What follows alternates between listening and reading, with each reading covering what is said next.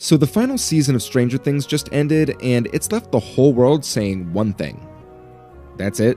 After sitting through the 10 plus hours of runtime that this season takes up, I couldn't help but feel that all of my time watching this season was a complete waste. Not only that, but I felt stupid for actually having cared about these characters in the first place.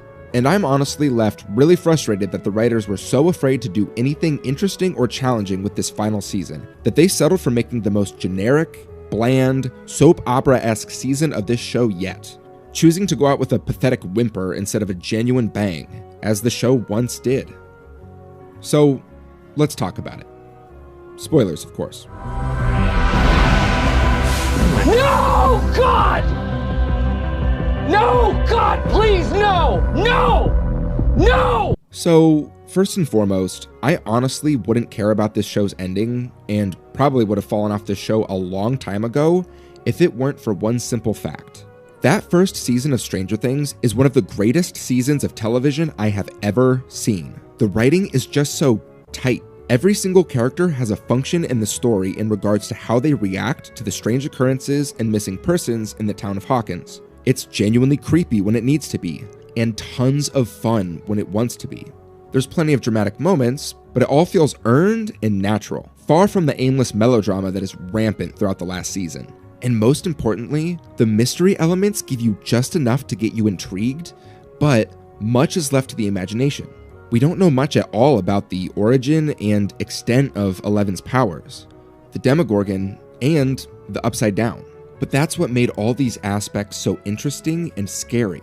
Turns out, when you over-explain every detail of a movie monster, or spend countless hours in their lair without an ounce of danger, the monsters stop being scary and interesting. Who would have thought?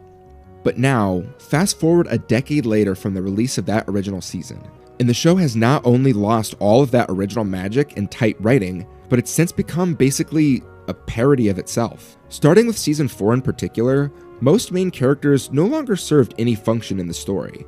Yet the writers seem to be allergic to killing off any characters that they, and the audience, happen to like. Which did begin all the way back in season 1, as Steve was originally supposed to be killed off, but the Duffer Brothers just happened to like Joe Keery way too much. Can't say I blame them there. Yeah, it's me, don't cream your pants. But by this point, the show has been continually adding new characters with plot armor so thick you can basically see the invisible force field around them the second they become a member of the main cast, outside of the one character introduced each season for the sole express purpose of being killed off.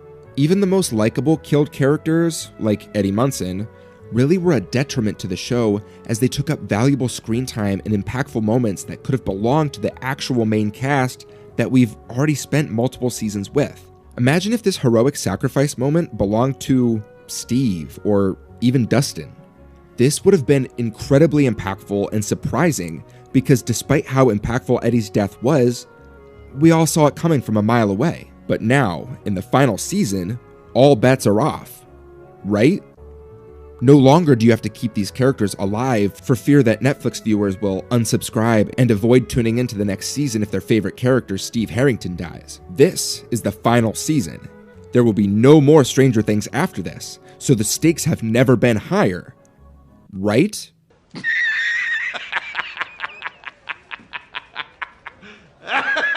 This show is no longer concerned with its roots in horror and has leaned heavily into its new soap opera dramatic writing. The Upside Down is no longer a threat, where even just last season it was established that travelers through the Upside Down have to be incredibly careful to not even touch a single vine on the ground, as it would be connected to the hive mind, and thus alert Vecna of their presence. Robin, hey, watch out for the vines, hive mind, remember? Thank you! But in this season, characters are constantly banging about and shouting in the Upside Down, walking wherever they please without any semblance of caution or fear. They constantly stop in the middle of this apparently incredibly dangerous place, almost exclusively in groups of 2, to chat about their feelings in a vain attempt to capture the natural drama that formed from the scenarios in the first season. But it always comes off as pointless and poorly timed.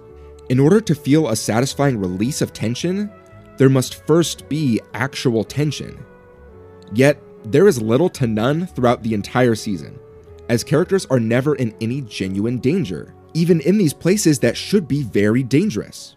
Our main villain is entirely absent from interactions with our main cast for most of the season, even in the Upside Down, so he's never able to establish himself as a genuine threat to anyone other than this group of kids he's after. And I'm not talking about the actual group of kids the show is about, but this group of kids, who, I'm sorry, I don't care about, because they're just another group of characters that this show asked me to care about when there are already far too many characters in this show. I mean, killing some of them off would probably solve that problem, but we can't do that. That might upset people and they might stop watching. But now, as we trek through the Upside Down, scenes there may as well just take place in regular Hawkins, as there is no longer any genuine threat there. The only difference is they throw a shitty blue filter over every melodramatic, tensionless soap opera argument that will be resolved 10 minutes later. But hey, at least it's not the awful orange filter of The Abyss. Oh no, where does this take place? Mexico? But yeah, Demogorgons was simply non-existent in the Upside Down outside of the one we see early on and never again. Which proves they're there, but I don't know, I guess they all had to go into hibernation, but Vecna just forgot to wake them up for the final battle. They also just forgot about those massive swarms of bats that were retconned into the last season that I'm positive were only featured in season 4 to make Eddie's Master of Puppets scene cooler. But now, they're just non-existent. Don't worry though, Demogorgons and Demodogs are no longer a threat either, to the point where they'll run right past you if you're a main character. Or they'll just take their time aura farming while walking slowly up to you. And if they land a hit, it won't be fatal unless you're a trained soldier wearing body armor. Seriously, is it too much to ask that even a couple D-list characters like Mr. and Mrs. Wheeler get killed off this season? They serve no function later in the season after surviving anyway. So what was the point of keeping them alive? Seriously, anyone could have put that explosive canister in the dryer. It might have been more interesting to see the characters in that scene have to figure their way out of the situation, rather than having a Deus Ex Machina save them anyway. And then, if you killed off these characters, the deaths of their parents might actually provide some intense and rapid development of Mike and Nancy, even after the defeat of Vecna.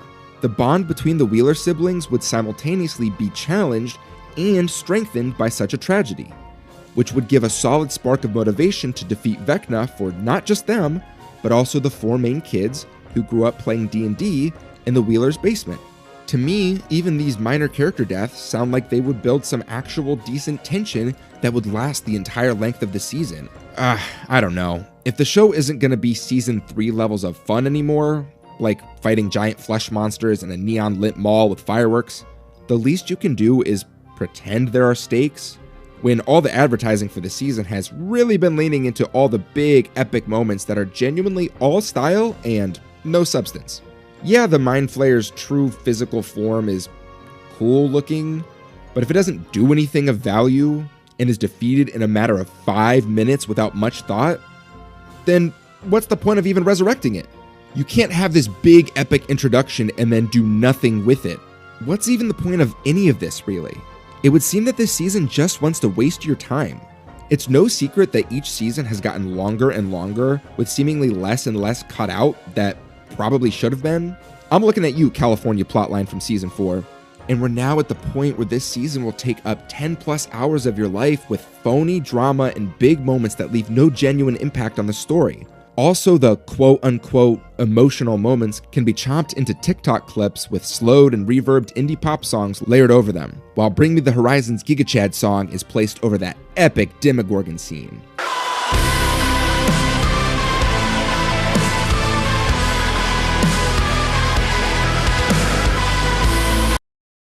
Yeah, it looks cool.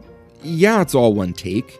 But man, did it come out of nowhere, and really emphasizes the inconsistent power scaling of not only the Demogorgons, but also Vecna. Seriously, you've got all this firepower behind you, Vecna, but you're also such a non-threat that the military was able to just build an entire fortress in the Upside Down unopposed? That dude supposedly hates humanity, yet the same exact science junkies that tortured him in the first place are now able to set up camp in his backyard, inside the Upside Down. Seriously?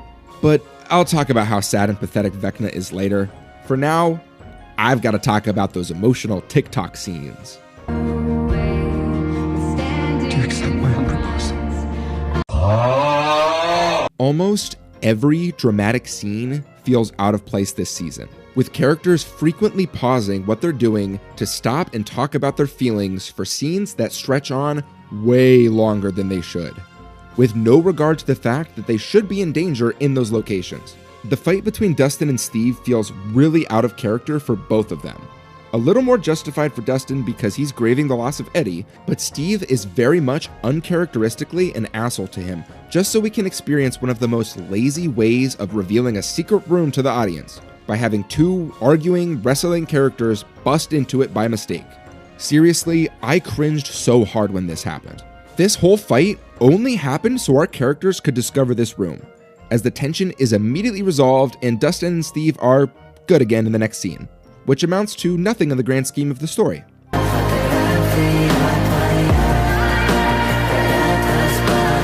I mean, yeah, that's dumb, but what's next? Are you going to tell me the show features a Twilight-level love triangle subplot that is a complete waste of time and goes nowhere? Oh, listen. I'm not saying that Nancy has to end up with one of these guys in order for her story to be complete, but while Steve has what little is left of his dynamic with Dustin, besides that, none of these three characters really have any purpose in the story outside of that romance subplot. Especially Jonathan, who hasn't had any actual stake in the story since season 2. He just sort of faded into a deadbeat stoner character in season 4, and was just tacked onto what was easily the worst plotline from that season.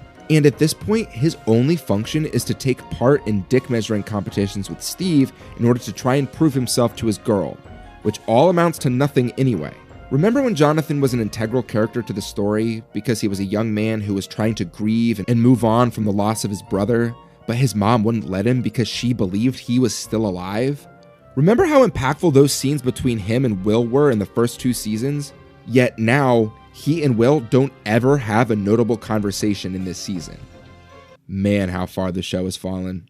The Duffer Brothers will claim that this was always the plan, that they had the story mostly planned from the beginning, which is very obviously completely false with all of the retcons that have been featured throughout this series. And I'm a Kingdom Hearts fan. I more than anyone should be okay with retcons. Keyblade. Keyblade. Keyblade. Keyblade. But here, they're just incredibly annoying and break my immersion every time. Now, in all fairness, I did enjoy the addition of Vecna in season 4.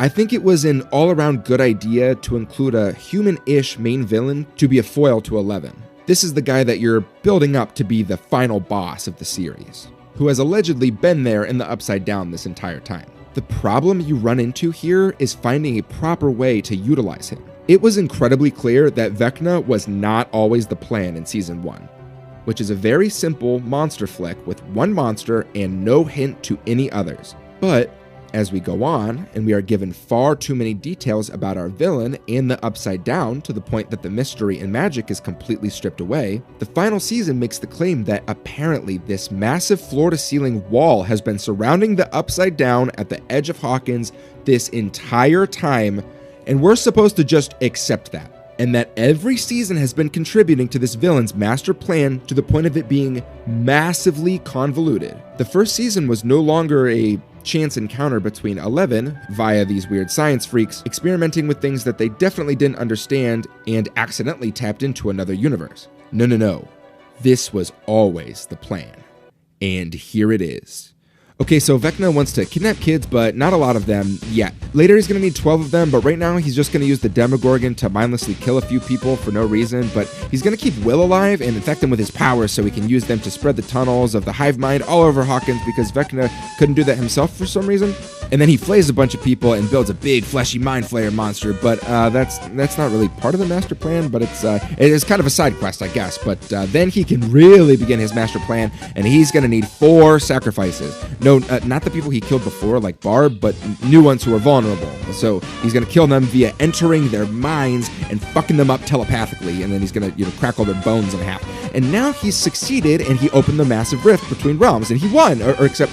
No, he didn't win. Now his final plan can begin, which is, oh wait, no, it can't begin because he needs 12 kids now, 12 sacrifices. Well, not really sacrifices, but he needs them because they're weak, so he can use their power, so they're actually powerful, but he's going to use them to merge the worlds. He's going to merge 2 worlds, not the original 2 worlds, ours and the Upside Down, but all this time the Upside Down was just a big tunnel between dimensions. That's right, it's been there the entire time. There's always been a wall, guys. There's always been a wall. Just pretend it was there. And he actually wants to bring the far less interesting Abyss to our world with the help of those kids. But I hope Will doesn't wind up using Vecna's powers against him, because Vecna foolishly underestimated him and just kept Will alive despite not having any use for him anymore. Just kill him. You've got him right there. He's gonna become all-powerful if you leave him. What the hell are you doing? Why do you love sparing your enemies? At least kill his mom. Come on. You don't need her. Joyce hasn't been relevant to this series for multiple seasons. This shit is just so incredibly convoluted by this point, and pretending that things like these bats, this massive wall, or Vecna himself have been there this entire time, but we just never noticed them, is dumb as hell. And then the show turns around and doesn't even follow its own rules and ignores pre-established world-building elements, like the importance of not stepping on the vines, the bats, or even once upon a time when the Upside Down's atmosphere was toxic and Hopper passed out and almost died from breathing in the spores. Maybe the Duffer Brothers didn't watch that season. It was a long time ago. It's okay. It's okay. It's a lot to watch. But of course none of this was planned out. And it's more evident than ever here. Now, if they were smart, they would have shot seasons 4 and 5 back to back, getting in as much filming before the actors clearly aged out of their roles and making everything feel like one cohesive package. Instead, you've got a bunch of late 20s adults pretending to be teenagers, and the massive cliffhanger of the last season could never be properly followed up, as the 4-year gap between seasons meant that the hype was basically non-existent. The writers basically had to reset everything back to the status quo due to the mandatory time jump, thanks to the natural ticking clock on our lives that causes these children to no longer be children. They are now adults. But now, since they couldn't build off that finale, instead had to simmer things down a bit, they put themselves in a situation where they had to attempt to rebuild hype throughout the final season, and hopefully regain some of that momentum set by the previous season. Oh, that massive rift from hell that opened in the center of town? Don't worry about that. It's covered up now. But it might be important later, but not really. And, guys, I cannot emphasize this enough. All season 4 basically did was set the stage for the finale. You can just let the final season be all finale. No fat, no wasted scenes or characters. Hell, just let it be a big movie. Most of this time we spend meandering around is completely wasted anyway. If you really cut all of the fat, you could have made everything a purposeful and deliberate decision on the writer's behalf to depict a desperate fight for survival after this villain has already accomplished his goal. We don't need to reset and try to establish some sort of new mystery of who this Mr. What's-It character might be or why he's taking the kids. Gee, I wonder who he might be. Maybe he's, I don't know, the main villain? Go back and rewatch season 4 right into 5. You completely lose all momentum of that season 4 finale. But honestly, I don't think this is a show that wants to be rewatched. They expect you to binge it all upon release and never watch it again outside of the TikTok edits and compilations of your favorite scenes. Thus, everything had to be set back to normal for this season, where all of our characters are dropped right back into all of the same scenarios they've been in 1,000 times before. Nothing new or interesting, because that might challenge or even upset the audience. I mean, we can't risk losing viewership or subscribers, damn it. At this point, the Duffer Brothers only care about your views, and they want you to consume this show without an ounce of thought. That's why literally everything is constantly repeated and spelled out completely for the audience, usually with some sort of prop or visual metaphor, because it seems like they just think that their audience is too stupid to follow any of this otherwise. This flashlight is the Squawk radio tower. This, of course, is Max. Anyway, the one new addition here is the military occupancy of the town, which felt like a very minor inconvenience rather than a genuine threat, which only existed to set up Eleven's ending because they'd always be after her. But way too much time was spent on combating the military personnel when the entire conflict should have been focused on your actual main villains, Vecna and the Mind Flayer. Though I did enjoy the sequence of them breaking the kids out of the bunker via the tunnels. That was fun. Remember when Stranger Things was fun?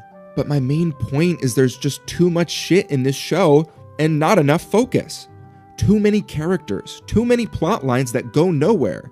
It's supposedly still about this group of D&D loving kids, but those four never even share scenes together anymore outside of those massive ensemble scenes where every fucking character has to be on screen. All this time devoted to the military nonsense and Vecna's mind palace should have been left on the cutting room floor in order to make room for characters we actually know and care about. Giving Holly, of all characters, so much screen time in the final season made no sense when she was generally a D-list character before. Any time she had on screen is time we didn't get with our actual main characters. Yet the writers honestly didn't even know what to do with most of those characters. In season 5, Will and Jonathan don't even get a real scene together when much of the original season was based on the foundation of their relationship. The music that Jonathan shared with his younger brother is what he sang to himself in the Upside Down in order to motivate himself to survive. Remember how important some of these character dynamics used to be? But nah, scratch that. Thank God we're back in Vecna's trauma cave for the 17th time. Yes, this is much better.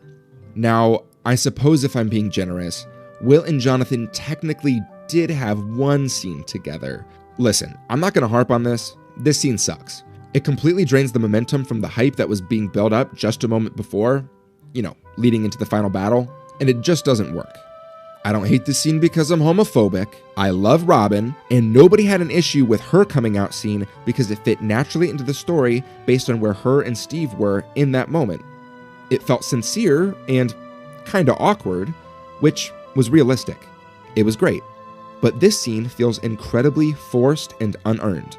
The idea that Vecna uses your worst fears against you isn't really an established concept, so the idea that he just had to come out at that moment because of Vecna feels like a lazy way of excusing this scene happening here, because the writers otherwise didn't know how to or where to include it. It's probably for good reason that we as the audience don't see these visions from Vecna that Will experiences, because I can guarantee that they would definitely come off as silly. All these characters ever do is sit around and talk about how much they love each other. So the notion that any of them would reject him for his sexuality, or for anything at all, is just ridiculous. I get this was a different time period, and coming out in the 80s was much more difficult, to say the least, but this scene was dragged on for way too long into a big dramatic monologue that felt straight out of a stage play, rather than actual realistic dialogue that the series used to be known for. Sure, the entire series is based around paranormal phenomena, but the characters always remained very grounded. But here, this is melodrama at its finest. Apparently, the Duffer Brothers felt this scene was going to be their magnum opus or something because they bragged about how they spent 12 hours shooting it, when it more or less just feels like an Oscar bait scene to me. They also bragged about how this is one of the most expensive seasons of television of all time, which isn't the flex that you think it is when the show looks as bland as this does. But still, fuck any of those assholes out there who hate this scene just because gay characters make them uncomfortable. There's actual things wrong with this scene, but these morons can't even articulate that, and they just say gay equals bad. Anyway, speaking of pointless scenes, we've got all this time with Holly and Max running around in Vecna's mind, exploring his fear and backstory, which amounts to nothing of note. Oh, Vecna is a pawn of the Mind Flayer too? Just like Will? You want to be good now? Nah, still evil? Okay, cool. I'm glad we did this. Oh, wait, they showed us where his powers came from, so this can inevitably be relevant in one of the 97 spin-off shows Netflix has planned. Got it. Seeing Henry's origin as Vecna really lessens his threat factor, as we already knew enough about him to understand that he is a force to be reckoned with. But spending so much time focusing on his fear and trauma makes our main villain seem a lot softer than he was originally seemingly intended to be. Having him constantly get afraid to even get close to the cave made him seem like, well, kind of a little bitch. Now, if we were intentionally trying to soften him up for some sort of well-thought-out redemption moment where he breaks free of his master's control and sacrifices himself to fight back, like a Darth Vader sort of moment, that would be one thing. But this all amounts to nothing. It makes the monster in our monster show less scary because we know too much about him now. You don't humanize Pennywise or Michael Myers. They're crazy. They're monsters. Just give us enough of a baseline to go off of and let us imagine the rest. That's how you really scare people and leave a lasting impact with your villain/movie monster. And we spend so much time in Vecna's mind too, which is way too colorful and non-threatening. Then, after all that time of the show dedicated to her trying to escape, Max breaks out just to contribute nothing to the story or final confrontation. 11 could have just gone with our heroes to face Vecna in the first place rather than enter his mind with Max, because it was a pretty easy fight. Only took like 3 minutes. Should have just let Max die at the end of season 4 so we could, I don't know, actually feel something about a character death? But no. Every major character death in the series is almost immediately met with a sly wink and nod, like we're actually so grateful that they tried to have their cake and eat it too, by having a big dramatic death scene, but also keeping the character alive and not dead at all so they can appear in future seasons or future spin-offs. They did it with Hopper in season 3, they did it with Max in season 4. They did it with 11 in season 5. Everyone is someone's favorite. We can't kill them off or we may risk losing viewership. Might as well slap the screen with Captain America will return in order to destroy any idea or notion that our favorite properties will ever end. Stranger Things is no different than Marvel now. Or worse, it's no different than The Walking Dead. Can't wait for Fear the Stranger Things and Talking Stranger Things and Stranger Things Dead Things. And hey, so that ending was genuinely awful, right? We can all agree on that? I mean, outside of the fact that the final battle was in total 8 minutes long, it didn't so much as end with a character being injured, let alone killed. This show also ends with what I would like to consider the worst on-screen character death of all time, simultaneously killing 11 and keeping her alive at the same time in a sad effort to satisfy everyone who either wanted to cry at a major character's death or wanted everyone to be alive and happy in the end. I call it Schrodinger's 11, both alive and dead at the same time. And honestly, it's such terrible writing that it's brilliant. Because now everyone online is sure that they have the answer based on the non-existent subtext they chose to read into in order to support the theory that would most allow them to enjoy the ending. Now, nobody can be dissatisfied because they can just believe in the ending they wanted. It's a choose-your-own-adventure story. You can just pick the one that you like most. Guys, stop arguing about it. The Duffer Brothers don't even know if she's alive. They didn't even know the Upside Down had a giant wall until their 5th and final season.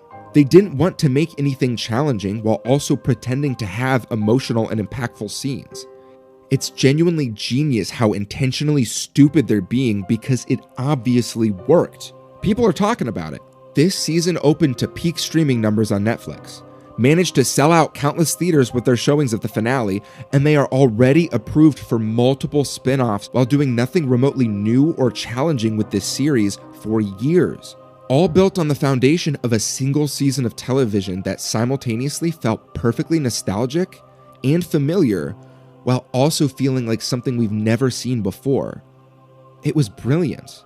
Yet this season was able to stay perfectly neutral right up to the very end, without doing anything shocking, without building any genuine tension or stakes, then congratulated itself for reaching the end with 30 minutes of happy endings for every single character to close out the final episode.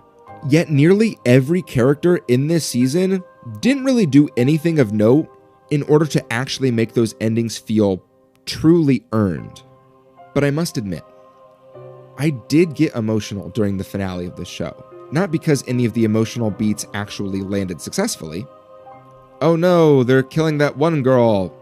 Not that one girl, the one from the worst episode of the early seasons that we definitely didn't bring back just to kill, and it's not even the main villain that gets her, but instead it's the secondary antagonist's cronies.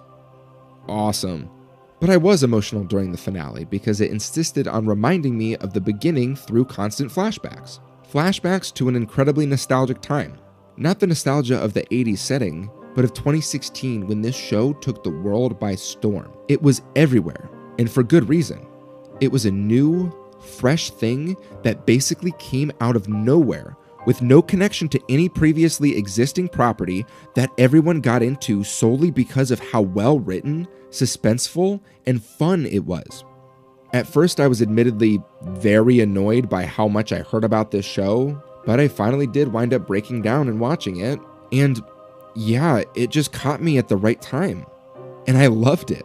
I still have the Stranger Things throw blanket I got for Christmas that year because my family knew how obsessed with this show I was. Even years later, after the release of the 4th season, I had bought a Demogorgon figure that has lived in my kitchen ever since. He watches me every time I make pasta. This is all to say, I am not a hater. I wanted to like this season. I wanted to like this show as a whole. I still enjoyed most of season 4, and I was excited for the final season and wanted it to be good. But it just wasn't. It's easy to dislike something that you never wanted to like.